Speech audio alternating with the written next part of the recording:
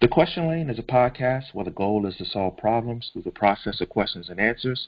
Today's guest is an author, professor of law and social policy, and the director of the Assets in Social Policy at Brandeis University in Waltham, Massachusetts.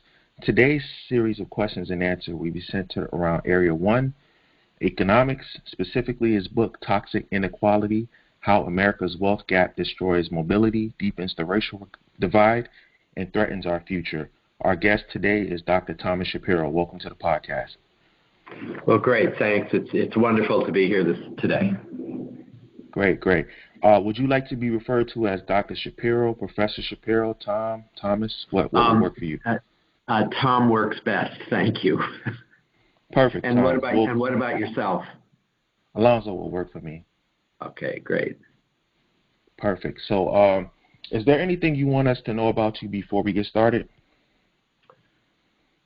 I suppose the only thing that might be relevant is that I have been doing this work around race and wealth since the mid-1980s, and my engagement in it includes not just the academic or the scholarly side, but I also work an awful lot with community organizers and advocacy groups and coalitions. So my interest in this is as political as it is scholarly. Understood. For people that may be unfamiliar with you, are you a white male? I am a white male. I am born and raised in Los Angeles and went away to University of Wisconsin for undergraduate work, and I've been in the Boston, Massachusetts area for a little over 40 years. So why did you decide to talk about inequality and race as a white male? So I suppose there are a lot of stories I could tell that have helped myself and others to understand where the trail that I've been on. I would say that as a youth, I had a number of experiences, one of which was being arrested for something I hadn't done at the time, which was marijuana before I was the age of 18, thrown in jail overnight, not believed, and that helps one to think about, well, if I'm not believed and I'm surely innocent, what about all those other people who are not believed and whose parents may not have been as privileged as mine? And I walked out the next day for sure, and understanding that a lot of other people were not walking out the next day. So there were a couple of other instances like that in my youth, but I also came of age, if you will, around this towards the tail end of the civil rights movement, and was picking up on that both in California and then when I went away to college at the University of Wisconsin, became involved with a number of organizations at the same time that the war in Vietnam was heating up. And so as an undergraduate, I was learning from books and, if you will, learning from the newspapers about both the civil rights movement and the sort of the anti-war movement. So in a sense, I have social justice has been a North Star of mine for a long period of time. I could talk about my sainted grandmother, who was a very progressive lady for her time, for this time as well. Emigrated from Russia or Poland, depending where the border was at what period of time, and became an activist herself. And as I was coming of age, she is the family member that I would always wanted to have conversations with. So what are the typical responses that you receive from other white people when you present your research? You know, it really differs, and it differs on the context, and it differs on the time.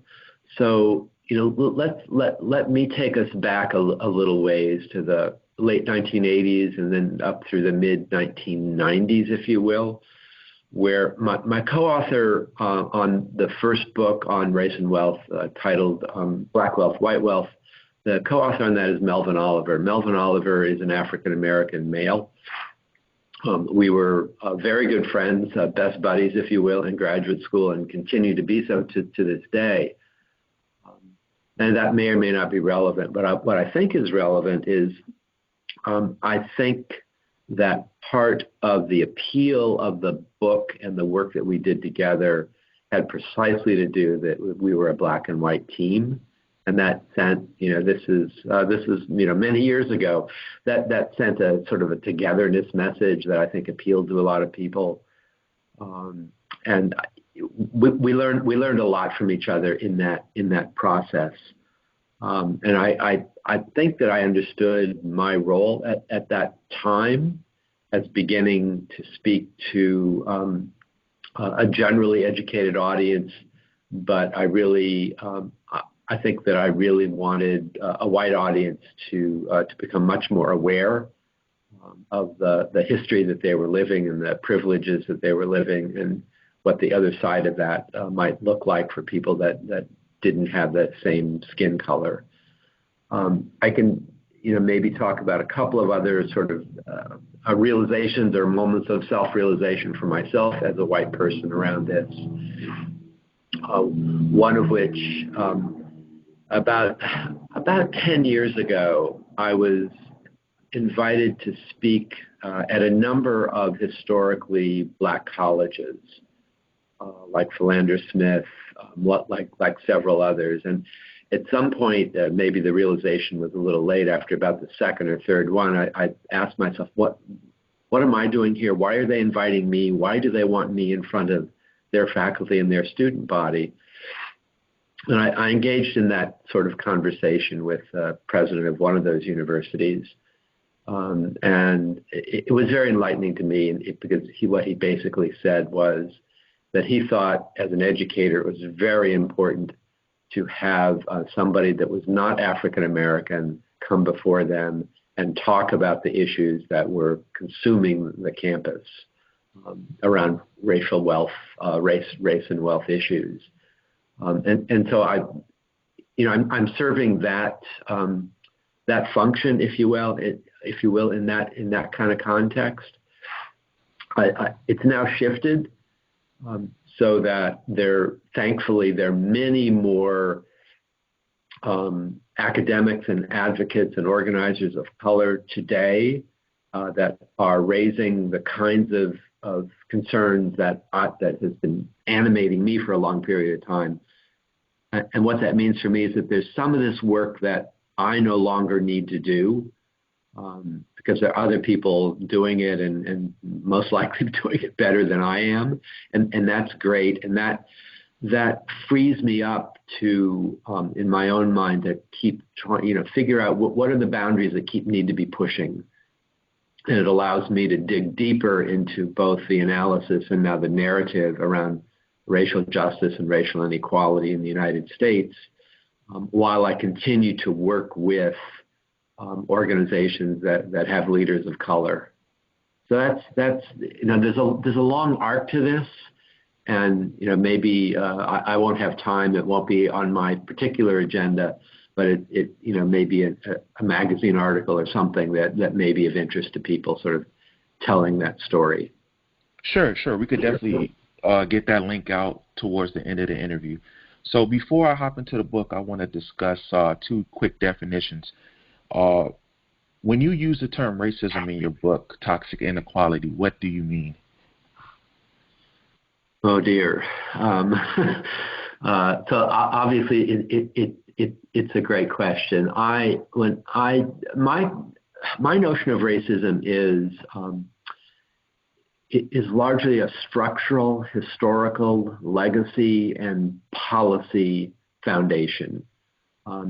Understanding the kinds of historical policies and events in our own history in the United States that where race is central and the discrimination, the exclusion based upon race is central to those policies. So I tend to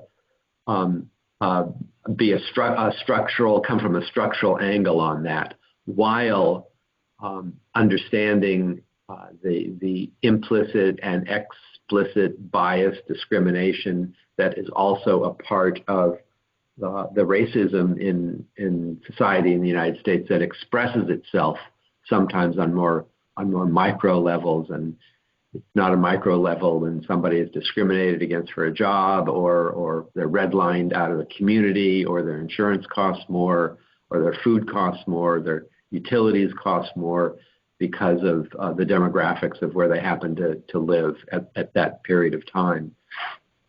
So for me, racism is a combination of the structural components and maybe the individual.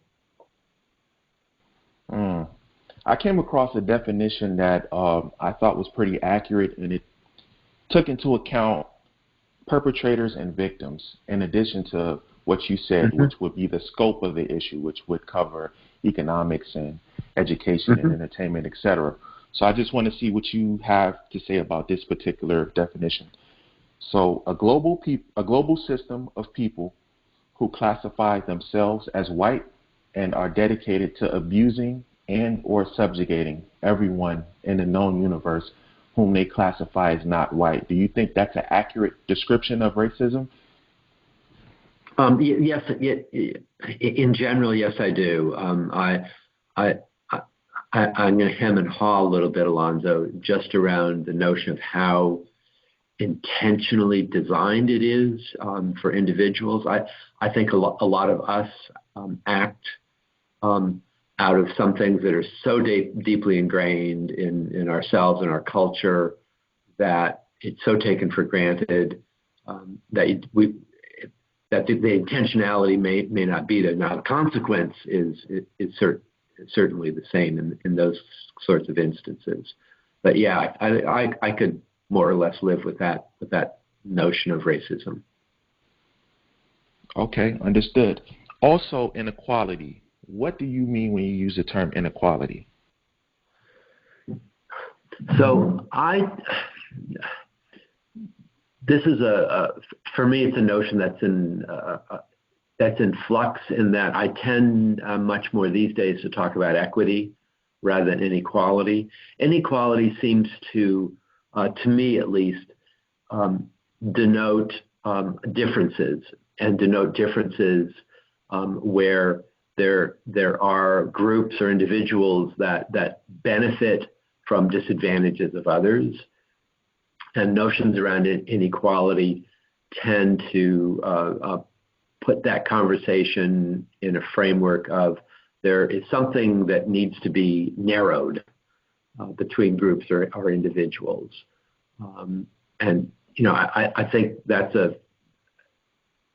sort of works as a working note around inequality, along with, for me, the idea of advantage and disadvantage are two sides of the same coin, and which means that somebody is usually benefiting from it, and somebody or some group is being disadvantaged by inequality. And I think a good example of that might be, and I may get us more deeply than we want at this point in the conversation, but if one thinks about how home equity, the value of a home that increases over its purchase price, is constructed, we know really well it is about the demographics of the people who live in a community. It's not about the architecture of the house, or the blades of grass, or the square footage, or the year it was built. All of those could be equal, but if that home is located in a relatively homogeneous white community, it's going to increase in value considerably more than if the exact same home were plunked down in a diverse community, much less a minority community. And the increased value, if I could put an air quote around value there, please see me. The increased value in the homogeneous white community is at the direct disadvantage of the value that's placed in the diverse or the minority community. That's what I mean by advantage and disadvantage being the same, two sides of the same coin. So like a zero-sum kind of proposition. Well, it moves. Yeah, it moves along. So well, if we were asked the question, what increases the value of a home in a white community? I would just say the presence of white people. That's what I would say. Yeah, exactly. It's what realtors, lightly say location, location, location. Well, the deconstruct is demographics, demographics, demographics. It's who the people are. And so if you're rewarded for owning a home or buying a home in a white community, that reward is, in terms of home equity, the increase of its value over time, that reward may not exist, or it is considerably less if that same home were in a divergent community or a minority community. So simply put, would it be accurate to describe inequality as just a maldistribution of resources? That's the sort of the distributional definition of inequality would look like that. But I want to build into there that inequality also has to do with power. It has to do with who gets to make and write and enforce the rules that deliver home mortgages costing more in minority communities, and applicants being turned down more often than they are in white communities and among white people. I think that the notion of power needs to be built into an understanding of inequality. Inequality is created and contained by power. It's not the natural. It's not necessarily the natural result of a so-called natural result of a system. No, I definitely agree with that. It's definitely intentional, in my opinion. But speaking of mortgages, I want to hop right into the book. So sure. You talked about Patricia Aurora in the introduction section. Can you talk about her wanting this to have a millionaire rescue her? Does that type of mentality kind of erodes what a natural relationship will look like and probably decrease her ability to have a household with increased wealth over years? So she says that with a different connotation to it than that. It's almost with a sigh of disappointment, and that comes from a realization that in her case, playing by the rules, working hard, is not necessarily going to pay off. And it's the fantasy wish, if you will. Maybe I need to marry a millionaire. I mean, I think it's the sort of the same fantasy wish of anybody who plays the lottery, does scratch tickets, goes to the casino, does gambling. We know it really doesn't work, and it's a fantasy. But we're gonna take our shot. I think in her case, she really isn't looking for just a millionaire to marry. It's the fantasy that the millionaire will absolve with a magic wand all of the financial and other issues that she has in her life. She does marry. She marries Frank between the first and the second interview. Frank, who's in the story, Frank is a union carpenter who is making pretty good money until the Great Recession of 07, 08, and 09. Frank, like millions of others, becomes unemployed. And his ability to contribute to the household financially, especially, I think, helping to pay the mortgage, becomes quite a challenge. And it's one of those relationships where financial stress really cracks open other stresses in personal relationships, and it did in theirs. And it's the financial stress was not caused by them disagreeing over money. but the crack in their marriage was really sort of widened, exacerbated by his not having paid work. You spoke about, in the story you talked about how she purchased a house that was in inland, I think, the Inland Empire outside of Los Angeles. Right. And she was the victim of,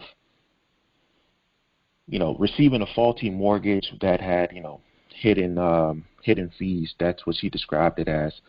From your understanding, how much of the government settlement with Countrywide do you think mortgage holders across the country received? Maybe just to clarify for listeners, Patricia she sells a home that she's bought through help with great assistance through a program called Family Self-Sufficiency on the west side of Los Angeles. She's searching for safety, physical safety for her and her two daughters, and decides to make the move, the very risky move. She sells that house before the Great Recession, the foreclosure crisis, and takes a whole large potload of money, like over $100,000 in home equity, and plunks a lot of that down into a new ex-urban development in the Inland Empire around, for your listeners, if they're familiar with California geography, around San Bernardino, Riverside area in sort of that, kind of east and a little south of Los Angeles, about 60 miles outside, into a brand new home, brand new development. And the developer is an outfit called KB Builders, which advertised itself as a full-service operation, which, among other things, meant that they connected Patricia Arroyo and most of the other buyers in that development with a financial service agency that would give them a mortgage, and that was called Countrywide. And if there is a poster child, if you will, for predatory lending during the foreclosure crisis, Countrywide is probably the best candidate. They were sued by people that they gave mortgages to, by the state of California, by the federal government. They've gone belly up because of that, because in fact they were guilty, if you will, of predatory practices. In Patricia's case, one of the predatory practices that are characteristic of those loans is that Patricia was not allowed, in the legal language of the loan, Patricia was not allowed to renegotiate. She was not allowed to take that loan to another bank and say, I've got a horrendously high interest rate on this. The home is worth this. I'm earning over $50,000 working where I am in Los Angeles. Will you give me a new loan and I'll simply pay off Countrywide? That's what a lot of people who own homes are able to do, but it's one condition of a predatory loan that disallows one from doing that. And that's one of the features that caught Patricia up. She was stuck with that predatory loan. She eventually got some help from the government, but that's a different story. Your question that ran me off in that little tangent was, how much of that settlement from Countrywide do I think Patricia got? My guess is zero. Well, I'm saying basically to any Countrywide mortgage holder throughout the country, because $335 million is not a lot in the grand scheme of how many mortgages they probably underwrite. But I'm just always curious about a lot of these large scale settlements, and it doesn't seem to go to the mortgage holders. It just seems to function as. So I think, Alonzo, I think two things operated there. One is that the settlements themselves were nowhere near the damage that they created. So it in any case, it was never going to bring mortgage holders. It was never going to make them whole again. It was never going to bring them above water. It would provide some relief. But the second part is that all of those settlements went through states. from the Department of Justice through states. And the states used, depending on what the state was, they used most of the money not for the people that were damaged by predatory lending, but for other projects around home ownership and around foreclosures. So most of that money, which was never enough in the first place, never really got to people who needed it. And another thing to recall from that period of time is that if somebody was foreclosed on, it's too late. They're already in debt, their credit is ruined, and we don't know where they were living. It would help them. I don't mean too late totally, but they're already out of their home. They're that part of the American dream that they had bought into has been ripped away from them.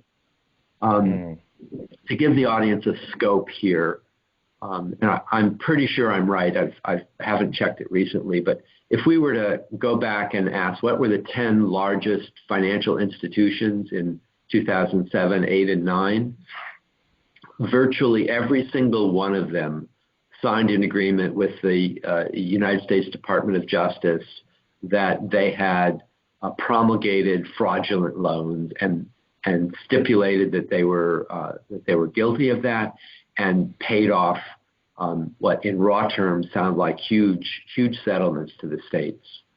So it's not just, my point there is it's not just a bad actor like Countrywide. This was general practice. Yeah, it was widespread throughout the banks for sure. For sure. So I want to get into something I found really interesting was you wrote about Cindy and how she and other people that use social assistance because of the low income that they have, and they're not able to save for their child's futures, but people who have that are more well off are able to be incentivized by the tax system. Can you talk about some of these states that have these type of laws where, if you have public assistance, then you're penalized for saving for your child's future? Sure. So let's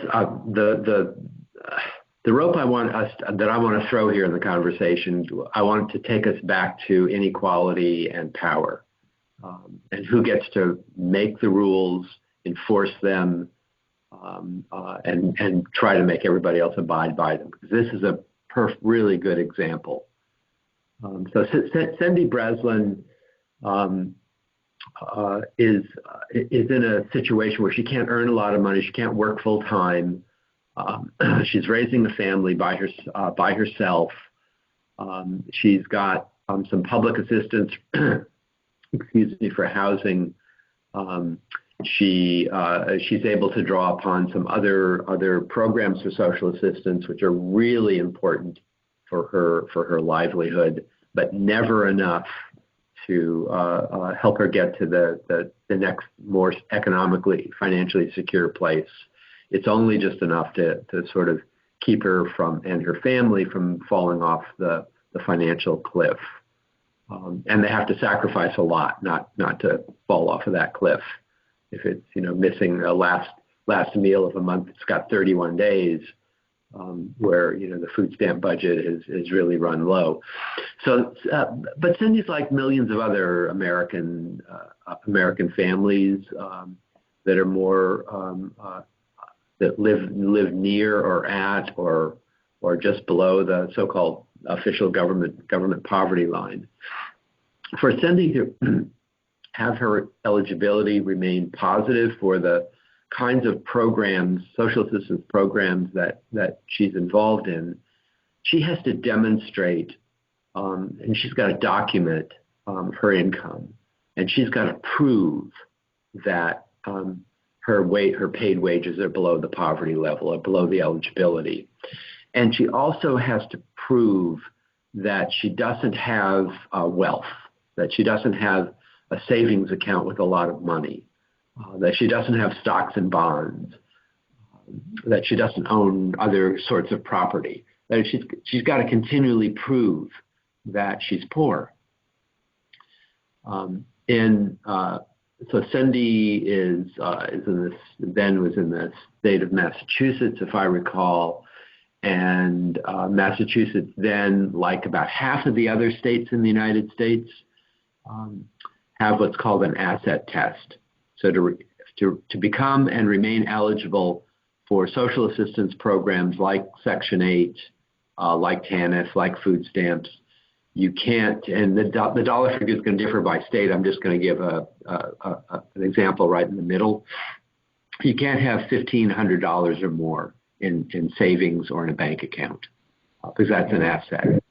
Some people have determined, well, you should spend that first, and then maybe we'll help you. That's sort of the narrative and the attitude there.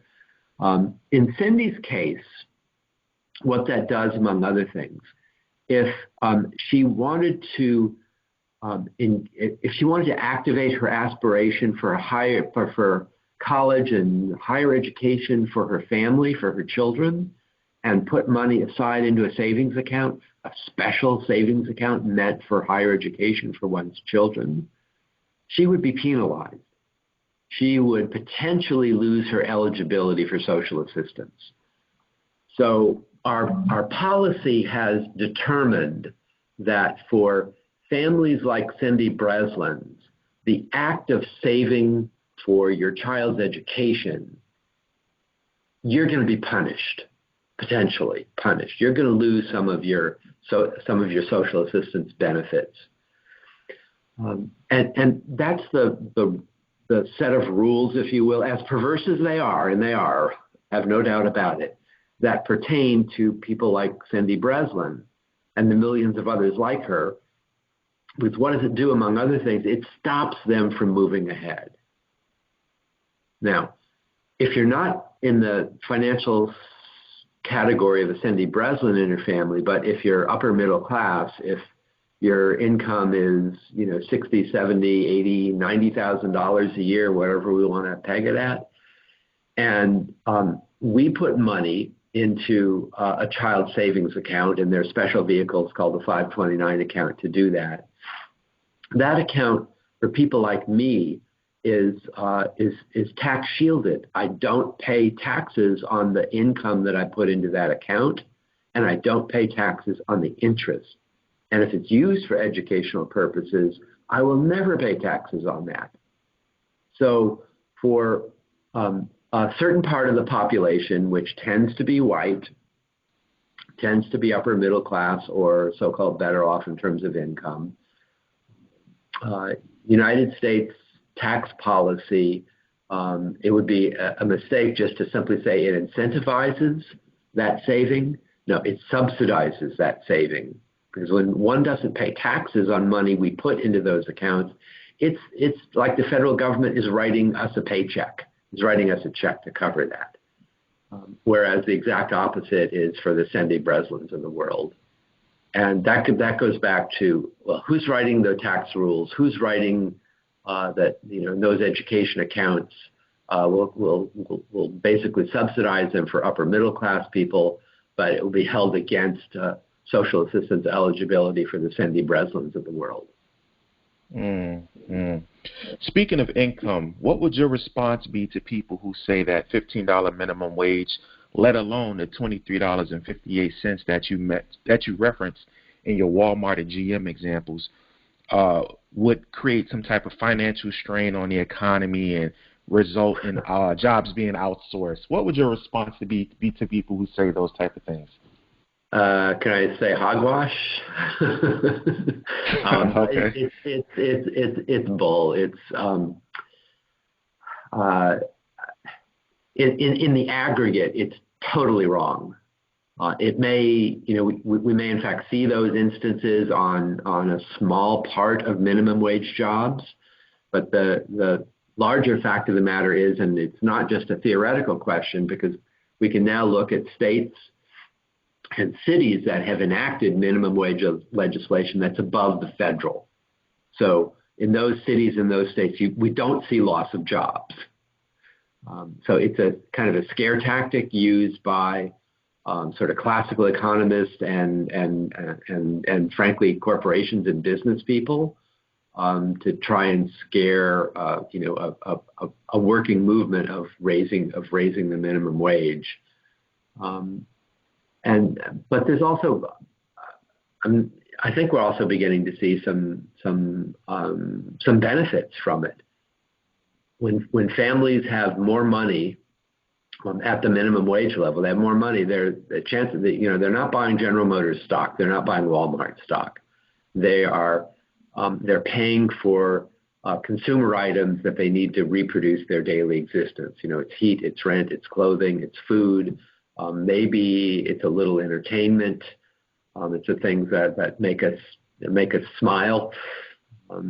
And the more money at the lower end, if you will, lower income end, the more money that people have to do that, the less debt they're in. And the more they consume, that means the more that means to be produced, and sort of in sheer economic terms, that actually is going to mean more workers are needed. So that's kind of what one would call a virtuous cycle around raising the minimum wage. But I'm also, if I can interject, I'm also, while I'm a fan of the $15 an hour or whatever we want to peg it at, there's still something important that's left out of that, and that is the benefit package, particularly around health care that needs to be included and retirement or pension savings. I was just going to get into that. Yeah. Go ahead. Proceed. Yeah. Proceed. So we did we released a report several months ago called "Not Just an Unequal Paycheck." And what we did in that report, well, here's just a top line sort of data point, if you will. If one looks at the total compensation package that workers in the United States receive, and by total compensation, the paycheck is a good part of it, but the cash value of vacation time leave, of paid sick leave, for those that have it, of retirement savings, of employer match of those savings, retirement savings, the employer part of healthcare that's paid, of dental, all of that. What's in the paycheck is 2/3 of the total compensation. So the $15 an hour should only represent the 2/3. And there's another third of that needs to be put into benefits.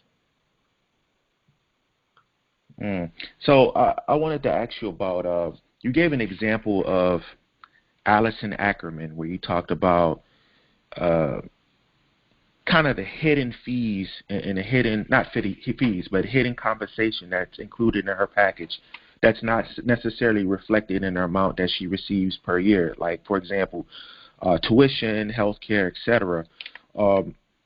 What type of suggestions would you have for legislators in terms of making sure that people who make $15 an hour or minimum wage workers, so that they could be able to have access to health care and have access to Myra accounts, which is kind of phased out at this point, but something to where they could save for the future? Well, I think there are a couple of parts to that policy package. I would like to see them based at people's workplace, first of all, because I think that's a way to leverage more money into those accounts from employers. And I think that's kind of the A-list employers, those that are more future thinking and more thinking beyond the quarterly revenue profit statement, but want some growth and sustainability for a long period of time in their business. And there are some corporations like this, and there certainly are some small businesses like this. They understand that a happy worker, if you will, is a more productive worker, and a satisfied worker is one that's going to stay in that workplace for a longer period of time, because they know that, in fact, it costs them more money to search for, to replace, to train and retrain a new worker because somebody has left, than raising the wage. They could have done the same thing by raising the wage and finding ways of making their workforce happier to sustain their employment there. So the first part of that for me is I really want to see those kinds of packages based in employers and workplaces, because employers can add to those, and there's a structure to those.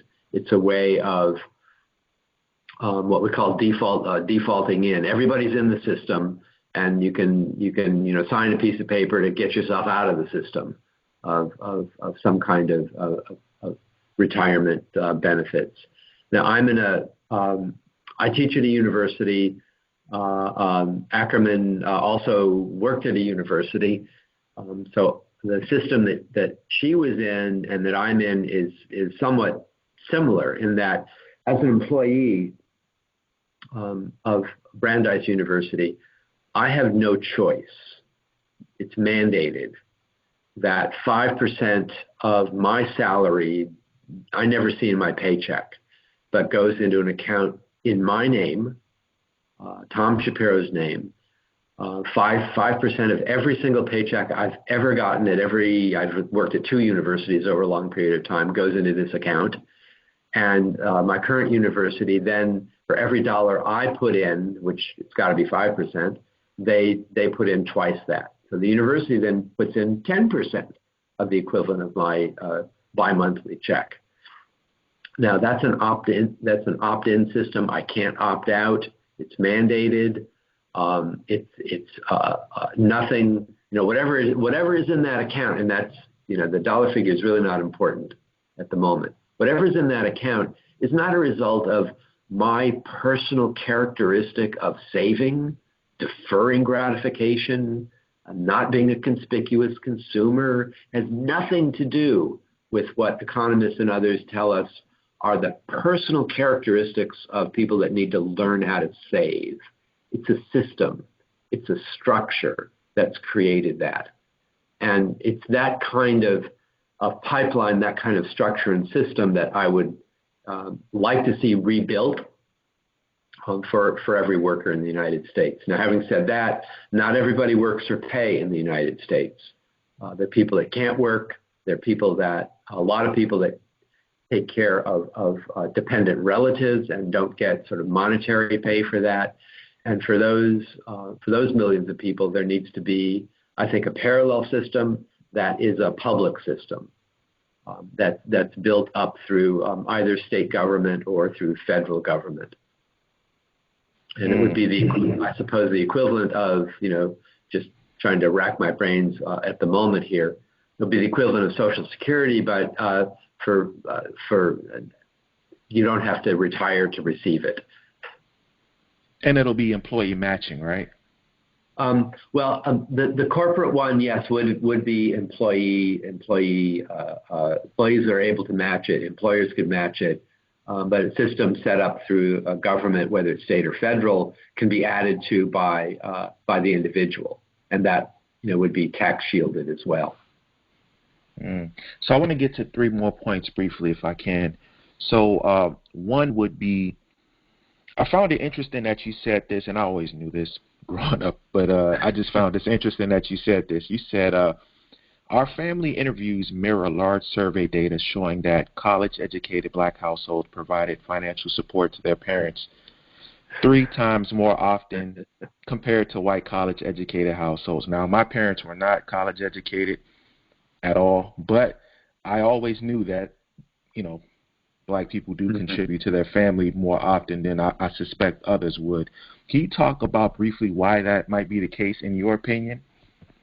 Yeah, so this is really important, and it's important largely because of what the phenomena is, but it may even be more important in that people don't know it or people don't understand it, and it gets turned on its head. So let me come about it in a slightly different way, but I'm going to get. Trust me, I'm going to get to the point. There's some other work that we did that showed we were asked to check what a Federal Reserve Bank of St. Louis had done, and what their study had showed was that among college graduates, white and Black, 20 years after graduation. So highly educated, presumably in pretty good jobs. The St. Louis Federal Reserve Bank study showed that the white college graduates, their wealth had increased considerably, and that the African-American college graduates' wealth had actually declined over the 20 years.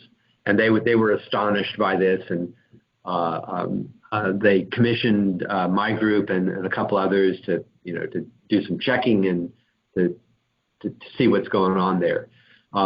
A couple of things. One is when my group and others checked the data, the data is right.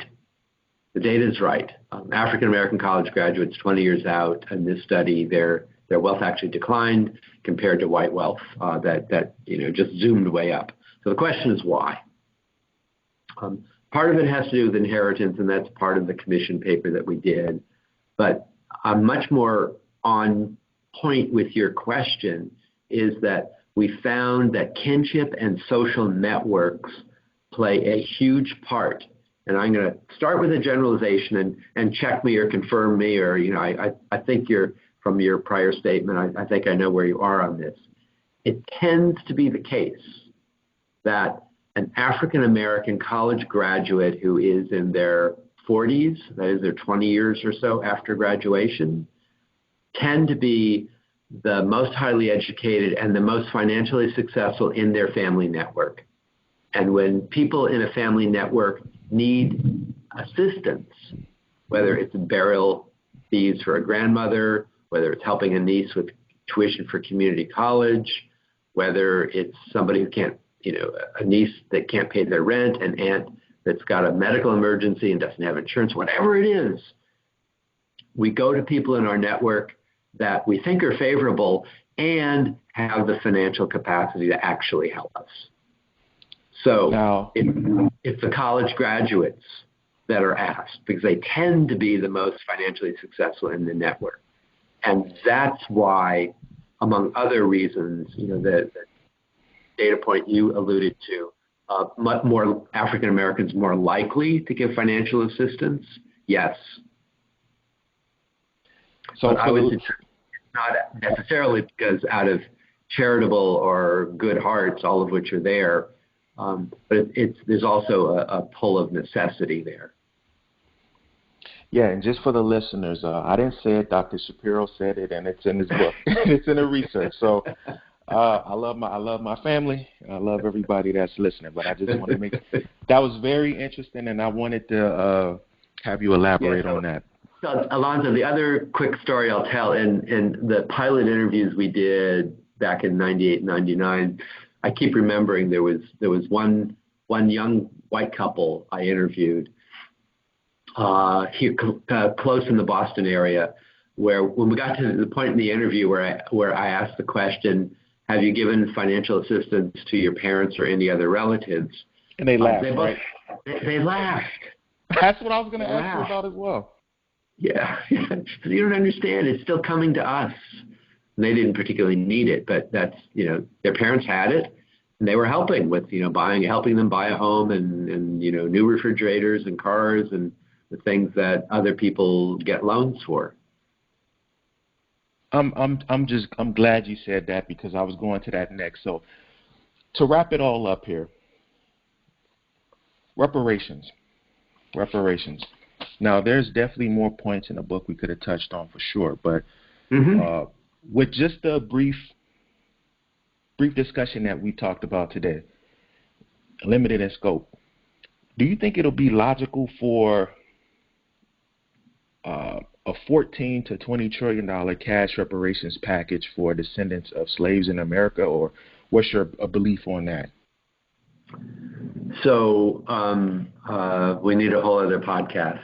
For sure. Okay. No. To really air this, all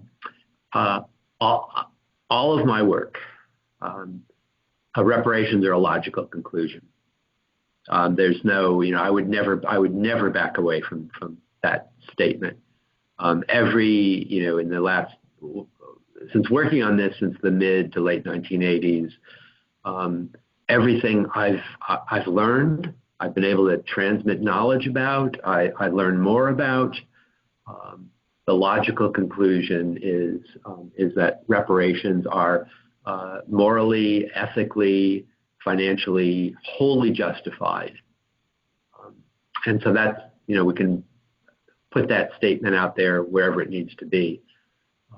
The feasibility of it, the political logic, the eligibility, the form, whether it's individuals, whether it's infrastructure, what the, if you will, the theory of change around that is, what's the alliance look like. There are a lot of what I would still consider to be open questions that we need to work towards. Not that there is going to be one answer to a lot of those questions, but it's clear for me in listening to you that in the last couple of years there's been a refreshed movement around reparations that has really gotten the conversation much closer to the ground and kind of out of the Congressman Connors and the 24 people that might have listened to him. So having said that, I had the incredible opportunity to spend half a year in South Africa in 2011. And one of the prime reasons of wanting to do that was to see how a society like South Africa, who is grappling with issues around wealth redistribution and race and apartheid and upending, flipping that whole thing around somehow, what their challenges were around race and wealth, their constitutional and their legal challenges of having set policies around the redistribution of land, around what's called Black economic empowerment, and to look at all those challenges. And one of the lessons that I came away with that from, it kind of really sticks as one of the bricks in the path forward in my theory of change about reparations, is that we need a really serious equivalent of a Truth and Reconciliation Commission. The first step on reparations is awareness and recognition. And clearly in the United States, we're very far from people understanding the value of enslaved people, the wealth that they created, the families that were destroyed, the hundreds of thousands that were drowned in the Middle Passage and didn't survive those journeys, and every horrible thing that happened, and all the horrible things that have happened subsequent to the proclamation of emancipation, that continue systems of racism, that continue a high value of racism in systems in the United States. So I really would I would start with needing some kind of legitimate, high-level, blue ribbon Truth and Reconciliation Commission that takes a year or two, hears testimony, dredges up documents, has community forums, listens to communities, and writes a report about our history, and writes a report about what it meant to be three-fifths of a human being, and bring that up to the present. And then has a set of recommendations about, okay, let's agree on what that history is, let's agree on the legacy, and now let's get to the tough issues of what do you do about it, and what form of reparations, what does the eligibility look like, what period of time, all the questions that my colleagues and I debate about, if you will, and talk about. I would like to see it come out of that kind of structure. I definitely agree with your sentiment about we definitely need another episode to talk about reparations for sure. But just a couple of things here. One would be, the Japanese internment camps, them receiving reparations for that, victims of the Holocaust, victims of, colonialism, so to speak, here in the United States with Native Americans. I'm not sure what the sentiments were at the time I'm not sure what the if there were polls or even to test the nation's conscience on that. But if it's about testing the nation's confidence on compensating. I'll use that word, compensating for injustices. I'm not sure if that'll work.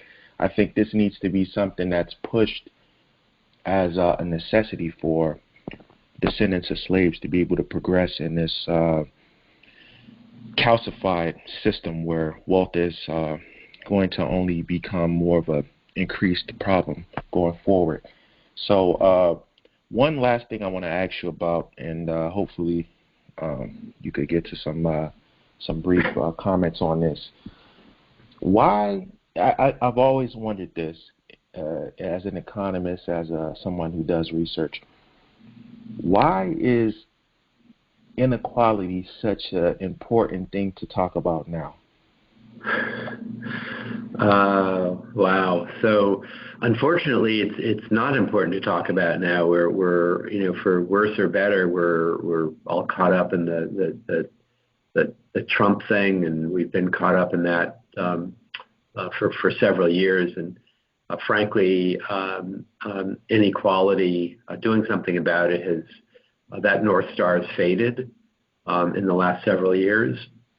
It's part of the work that I think both of us think is just paramount, and we need to get back to. I am really I don't want to say hopeful. Hopeful is the wrong word. That's like faith. Optimistic, maybe.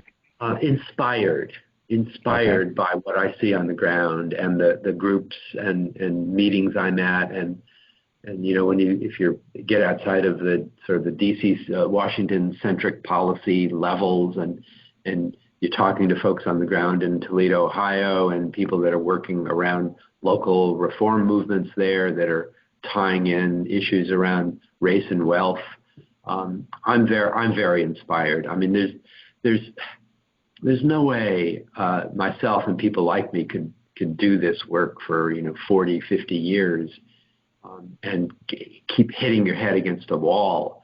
I mean, we just collapse and be exhausted and burned out. But seriously, it's the inspiration of people taking these issues up and making headway on their own, even if we're not seeing it in kind of the national news media. I think we can be kind of led astray that Americans are no longer passionate about social justice or racial justice. I see it every day. So where can we find more about your research or any upcoming events or social media? Thanks for asking that. I always hate to send people to websites, but I'm going to send people to a website. Please do. So I direct the Institute on Assets and Social Policy at Brandeis University. So the website there is iasp.brandeis.org. So it's iasp.brandeis.org. And on that website, our mission at the Institute that I direct, and I'm able to get away with it, thankfully, is around social justice and reparative justice, where race and wealth are the two North Stars that propel a lot of the work. So there's a bunch of reports and analyses that hang on that website. I'm relatively active on social media, on Twitter, at TM Shapiro. I'm not religious about it. I'm not as faithful about it as some people, but it is kind of fun at times, and it is a way of getting transmitting some knowledge. And I will just say, I learn a lot from Twitter. I learn a lot from social media. It gets me to articles and things that I never would have gotten to otherwise. Yeah, somewhat agree with that. Is the St. Louis Fed report you referenced earlier on that Brandeis website as well? The commission paper will be on that website. I'm forgetting the title. It was also published somewhere. Get back to me, or your listeners can get back to me, and I can get them a link. I don't have it at the top of my head. Okay. The authors on that would be Tatiana Meshida, and I probably would be the third author on that. Got it. Well, so thank you for coming on today. I learned a lot, and I'm glad to hear that you support our reparations push here. So if there's anything else that you want to say before we leave here? No, I enjoyed the conversation.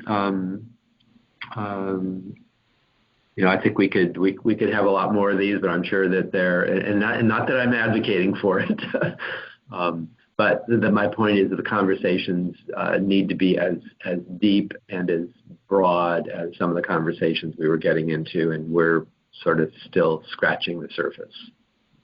Perfect. All right. Thanks for your time, and we'll be in touch. Thank you, and take care.